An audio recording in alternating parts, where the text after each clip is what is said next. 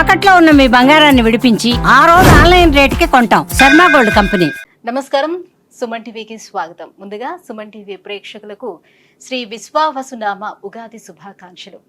ఈ విశ్వావసునామ సంవత్సరం ద్వాదశ రాశుల వారికి ఎలా ఉండబోతుంది, ఏ రాశుల వారికి ఎటువంటి శుభ అశుభ ఫలితాలు ఇవ్వబోతున్నాయి, గ్రహ సంచారాలు ఎలా ఉన్నాయి, అలాగే ఎటువంటి పరిహారాలను పాటించుకోవాలి, ఈ విషయాన్ని తెలియజేసేందుకు మనతో పాటు ఉన్నారు ప్రముఖ జ్యోతిష్య రత్న జ్యోతిష చక్ర వైభవ నిపుణ డాక్టర్ రాల్పల్లి రవికుమార్ గారు. గురుగారు నమస్కారం. నమస్కారం. గురుగారు, కొత్త సంవత్సరంలోకి ఎంటర్ అయిపోతున్నాం. మరి ఈ కొత్త సంవత్సరం ఎలా ఉండబోతుంది ద్వాదశ రాశుల వారికి అని తెలుసుకునే ముందు గ్రహాల సంచారం ఎలా ఉంది, ముఖ్యంగా 4 గ్రహాలు మనకి ప్రతి సంవత్సరం మారేది, ఈ 4 గ్రహాల సంచారం ఎలా ఉంది, ఎలాంటి ఫలితాలు ఇస్తున్నాయి? శరదిందు సమాకారే పరబ్రహ్మ స్వరూపిణి వాసరాపీఠ నిలయ సరస్వతి నమస్తుతే. సుమన్ టీవీ ప్రేక్షకులకి నూతన సంవత్సర ఉగాది శుభాకాంక్షలు. మెయిన్గా ఏంటంటే ఈ సంవత్సర ఫలితాలు ఇప్పుడు చెప్పుకుంటున్నాం కాబట్టి ప్రతి నెల ఏంటంటే మాస ఫలితాలు చెప్పుకుంటున్నాం కాబట్టి మాస ఫలితాలు చెప్పుకున్నప్పుడు ఏంటంటే రవి 1 మంత్కి మారుతాడు ప్రతి నెల, అలాగే బుధుడు 20 డేస్, శుక్రుడు 20 రోజులు, అలాగే కుజుడు 45 రోజులు, అలాగే శుక్రుడు 20 రోజులు, చంద్రుడు అంటే ప్రతిరోజు ఒక్కొక్క నక్షత్రం మారుతుంటాడు. ఒక మెయిన్గా మటుకు గురువు, రాహు, కేతు, శని అండి. ఈ 4 కూడా ఏడాది పాటు ఇంచుమించుగా ఉంటారు కాబట్టి గురువు ఉన్నారంటే సంవత్సర కాలం పాటు అక్కడే ఉంటారు. అలాగే రాహు ఉన్నారనుకోండి, కేతు 1.5 ఇయర్ ఒక రాశి నుంచి ఇంకో రాశికి మారడానికి పడుతుంది. అలాగే శని ఉన్నారంటే 2.5 ఇయర్స్ మారుతారన్నమాట. కాబట్టి ముఖ్యంగా ఏంటంటే అందుకే ఈ సంవత్సర ఫలితాలు చెప్పుకున్నప్పుడు ఏంటంటే మెయిన్గా గురువు, రాహు, కేతు, శని యొక్క మార్పులు ఏంటనేవి తెలుసుకోవాలి. ముందుగా శని వచ్చేసి మనకి 30వ తారీఖు మార్చి నెల 2025 నుంచే మనకి కుంభరాశి నుంచి మీన రాశిలోకి ప్రవేశిస్తున్నాడు. అదే రోజు ఉగాది అయింది, అదే రోజు శని కూడా మారుతున్నారు. అలాగే రాహు, కేతువులు వచ్చేసి మనకి 18 మే 2025. రాహు మారంటే కేతు కూడా మారుతాడండి. అందుకే చూడండి ఎప్పుడు కూడా జాతకంలో రాహు ఆపోజిట్ కేతు ఉంటారు. నవాంశలో తీసుకున్నా కూడా రాహు ఆపోజిట్ కేతు ఉంటారు. ఎవరైనా చేతితోటి వేసి ఇచ్చినప్పుడు మర్చిపోయి రాహుకి పక్కనే కేతు వేయడం, లేదంటే రాహుకి 3 గళ్ళు పక్కన కేతు వేయడం వేస్తూ ఉండొచ్చు తెలియక వాళ్ళకి. సో ఎప్పుడు అలా కాదండి, రాహు ఆపోజిటే కేతు ఉంటారు. ఇంకోటి ప్రతి గ్రహం కూడా క్లాక్ వైజ్ తిరుగుతుంది, ఒక్క రాహుకేతువులు మటుకు యాంటీ క్లాక్ వైజ్ తిరుగుతుందన్నమాట. కాబట్టి రాహుకేతువులు మటుకు ఏనార్థం ఒక రాశి నుంచి ఇంకో రాశి మారుతారు. అతనేమో 18 మే 2025 నుంచి ముఖ్యంగా రాహు వచ్చేసి మనకి కుంభరాశిలోకి వస్తాడు, అలాగే కేతు వచ్చేసి మనకి సింహరాశిలోకి వస్తారు. వీళ్ళిద్దరు కూడా ఏనార్థం పీరియడ్ అక్కడి నుంచి ఉంటారు 18th మే నుంచి. నెక్స్ట్ వచ్చేసి మన గురువు, ముఖ్యంగా ఏంటంటే గురువే ఇంపార్టెంట్. అందరూ అనుకుంటారు గురువు మార్పు వల్ల ఏమొస్తుంది. గురువు ఏ రోజైతే మారుతాడో ఆ రోజే పుష్కరాలు స్టార్ట్ అవుతాయండి. ఇదే రూల్ అనమాట. సాధారణంగా గురువు ఏ రాశి నుంచి ఏ రాశి మారుతాడు మనం అనుకుంటుంటాం. మన జాతకం చెప్పినప్పుడు కూడా మన రాశి నుంచి 2వ స్థానంలో, 5వ స్థానంలో, 7వ స్థానంలో, 9వ స్థానంలో, లాభస్థానంలో గురువు ఉన్నప్పుడు మన శుభ ఫలితాలు చెప్తుంటాం కదా. సో అందరూ అనుకుంటుంటారు అబ్బాయి ఎప్పుడు మన రాశి నుంచి 2nd హౌస్ వస్తుంది, ఎప్పుడు మన రాశి నుంచి 5th, 7th, 9th, 11th వస్తాను. సో వాళ్ళకి ఒకటే నమ్మకం ఏంటంటే ఈ రోజైతే పుష్కరాలు స్టార్ట్ అవుతాయో ఆ రోజు గురువు ఒక రాశి నుంచి ఇంకో రాశిలోకి మారుతున్నట్టు మనం ఈజీగా గుర్తించవచ్చు. ఇంకోటి అంటే ముఖ్యంగా చాలామందికి అంటే ఇప్పుడు కొంతమందికి వివాహం కాని వారు ఉంటారు, సంతానం లేని వారు ఉంటారు, ఉన్నత చదువు గురించి వెళ్ళిన వాళ్ళు ఉంటారు, అలాగే ఫారెన్ విజిట్స్ కానీ, ట్రావెల్స్ కానీ, అంటే అసైన్మెంట్స్ కానీ గురించి వెళ్తారు, కొత్త జాబ్ గురించి, ప్రమోషన్స్ గురించి, అలాగే సంతానం, గృహం, వాహనం ఇవన్నీ కూడా మనం చెప్పుకోవాలంటే కనుక గురువు యొక్క మార్పుతోటే చెప్పాలన్నమాట. కొన్ని రాశుల వాళ్ళకి లాస్ట్ 2 ఏళ్ళు లేదనుకోండి, ఈ ఏడాది ఉంటుంది. అంటే ఆ ఏడాది వాళ్ళకి 2వ స్థానం కానీ, 5వ స్థానం కానీ, 7వ స్థానం కానీ, 9 కానీ, 11లోకి వచ్చినప్పుడు ఆ సంవత్సర కాలం పాటు. ఓవరాల్ గా అంటే ఈ 4 గ్రహాల మార్పుతోటి దేశవ్యాప్తంగా ఎటువంటి మార్పులు చోటు చేసుకునే అవకాశం ఉంటుంది, ఆర్థిక పరంగా కానివ్వండి? అంటే ఆర్థిక పరంగా ఇవన్నీ కూడా ఎక్సలెంట్గా ఉంటుంది. ఎందుకంటే బుధుడు మెయిన్ వ్యాపార కారకుడు ఎవరికైనా సరే. ఆర్థికానికేమో బుధుడు అవుతాడు, అలాగే గురువు కూడా అవుతాడు. గురువు వచ్చేసి మనకి సంచారం మిథున రాశిలోకి వస్తున్నాడు.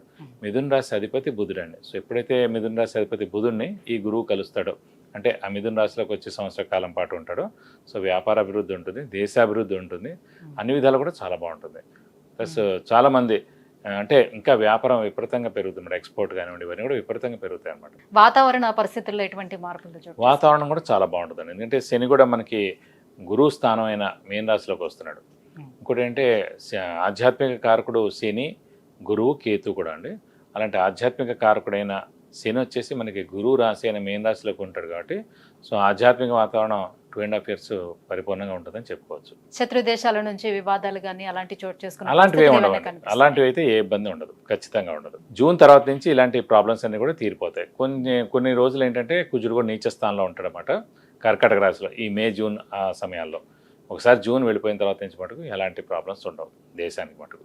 గురుగారు, తులారాశి వారికి విశ్వావసునామ సంవత్సరం ఎలా ఉండబోతుంది? వీళ్ళకి ఈ 4 గ్రహాలు ఎలా సపోర్ట్ చేస్తున్నాయి? తప్పకుండా అమ్మ. తులారాశి అనగా మనకి చిత్త 3-4 పాదాలు, స్వాతి 1-2-3-4 పాదాలు, విశాఖ 1-2-3 పాదాలు, ఈ నక్షత్రాల సమూహం అంతా మనకి తులారాశిలోకి వస్తుంది. ఈ రాశి వారికి అత్యద్భుతంగా ఉందని చెప్పుకోవాలి. ఎందుకంటే చతుర్థ పంచమాధిపతి, యోగకారకుడు, అదృష్టకారకుడు, లక్ ఫేవర్ చేసే గ్రహమైన శని 6వ స్థానంలో ఉండడం. ఇందాక కూడా చెప్పుకున్నాం మనం.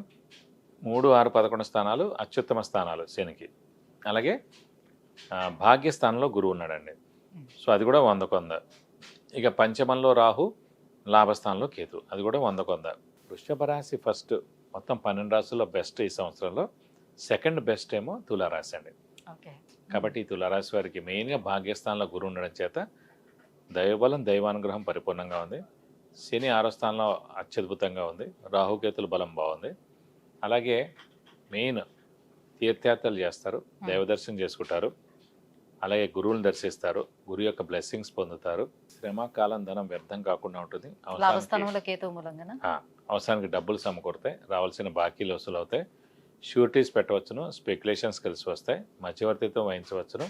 వ్యాపారస్తులకు పట్టిందల్లా బంగారం చెప్పుకోవచ్చు. కొత్త వ్యాపారం 2-3 వ్యాపారాలు కూడా కొత్త స్టార్ట్ చేసినా కూడా ఏం ప్రాబ్లం లేదండి. ఎక్స్పాన్షన్కి వెళ్ళినా కూడా ప్రాబ్లం లేదండి. అలాగే విద్యార్థులకి సువర్ణ అవకాశం, రాజకీయ నాయకులకి, క్రీడాకారులకి, పత్రికా రంగం, యూట్యూబ్ రంగం, అలాగే సినిమా రంగం, మీరందరూ కూడా అత్యద్భుతంగా ఉంటుందని చెప్పుకోవాలి. కాబట్టి 100కి 99% అత్యద్భుతంగా ఉందని ఉన్న రాశి మటుకు తులారాశి సంవత్సరం చెప్పుకోవాలి. ఇక గృహయోగం ఉంటుందా వీళ్ళకి? అలాగే సంతానం, వివాహం అయ్యే ప్రయత్నాలు ఎంతవరకు ఉంటుంది?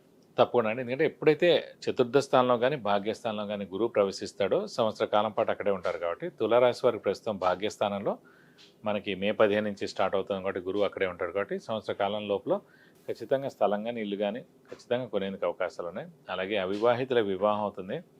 సంతానం లేని వారికి కూడా సంతానం తప్పకుండా కలుగుతుంది. ఎందుకంటే సంతాన కారకుడే గురువు. అలాగే వివాహం కూడా కారకత్వం గురువు కూడా అవుతాడు. కాబట్టి అవివాహితుల వివాహం, సంతానం లేని వారి సంతానం ఖచ్చితంగా కలిగేందుకు అవకాశాలు ఎక్కువగా ఉన్నాయి. షష్టమ స్థానంలో ఉన్నటువంటి శని ఎటువంటి ఫలితాలను ఇస్తాడు?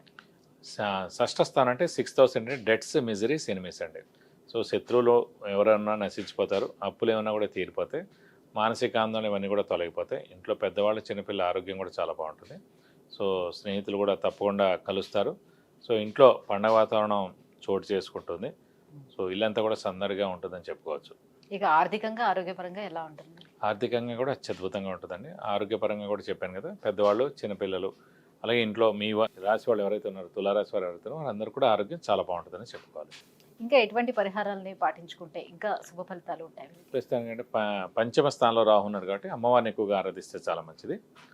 అంటే ప్రతిరోజు అమ్మవారి అష్టోత్తరం చదువుకుంటే మంచిది. ఏ అష్టోత్తరం అయినా పర్లేదు. అలాగే ప్రతి శుక్రవారం అమ్మవారి టెంపుల్కి వెళ్ళి 40 ప్రదక్షిణాలు చేస్తానికి మీకు అన్ని విధాలా మంచి చేకూరుతుంది. ఉద్యోగస్తులు అలాగే వ్యాపారస్తులకి ఇంకా ఎలా ఉంటుంది? ఉద్యోగస్తులు కూడా పట్టిందలా బంగారం అండి. సో అవి అంటే నిరుద్యోగులు ఎవరైతే ఉన్నారో వారికి ఖచ్చితంగా ఉద్యోగం వస్తుంది. ఉద్యోగస్తులకి promotions, name and fame, boss నుంచి మన్నన, అలాగే ఫారెన్ టూర్ విజిట్స్, అసైన్మెంట్స్ రావడం, ఇవన్నీ కూడా జరుగుతుంటాయి. అలాగే వ్యాపారస్తులు కూడా పట్టిందలా బంగారం, కొత్త వ్యాపారం కానీ ఎక్స్పాన్షన్ కానీ కూడా వెళ్ళొచ్చు. చాలా బాగుంటుందని చెప్పుకోవాలి. ఇంకా విదేశాల్లో చదువుకోవాలనుకునేటువంటి విద్యార్థులు ఇప్పుడే ప్రయత్నాలు మొదలు పెడుతూ ఉంటారు కాబట్టి వీళ్ళకి ఎలా ఉంటుంది? విదేశాల్లో కూడా మామూలుగా ఏంటంటే ఉద్యోగరీత్యా కూడా వెళ్ళొచ్చు. విద్యార్థులు అయితే కనుక ఉన్నత చదువు రీత్యా కూడా వెళ్ళొచ్చు. తప్పకుండా మంచి సీటు, ర్యాంకు మంచి యూనివర్సిటీలో గ్యారంటీగా వస్తుంది. వాళ్ళు ఖచ్చితంగా చదువుకునేందుకు అవకాశాలు ఎక్కువగా ఉన్నాయి. విద్య, ఉద్యోగం, వివాహం, విదేశీయానం, ఆరోగ్యం, అలాగే ఐశ్వర్యం, వీటన్నిటి గురించి తెలుసుకోవాలంటే కింద స్క్రోల్ అవుతున్నటువంటి నెంబర్లకి కాల్ చేసి గురువుగారు అపాయింట్మెంట్ పొందవచ్చు. గురువుగారు, ఈ విశ్వావసునామ సంవత్సరం తులారాశి వారికి ఎంత అత్యద్భుతంగా ఉండబోతుంది? ఇంకా ఎలాంటి పరిహారాలని పాటించుకుంటే బాగుంటుంది? ఈ వివరాలన్నీ కూడా తెలియజేసినందుకు ధన్యవాదాలు. నమస్కారం.